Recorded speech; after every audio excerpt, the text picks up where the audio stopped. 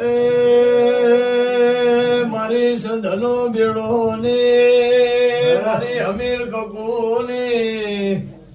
મારા દાસન વાળા એ ઠાકોર ન મળનારી મારા ભરત ભાઈ દિલી ભાઈ ના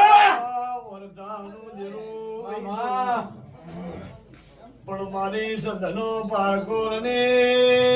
મારી હમીર કબૂલ વરણો દે વરવ્યો હશે પોલસો પાટણ વાળા ત્રણ દરવાજ દેરાએ વાહો કર્યો હશે તો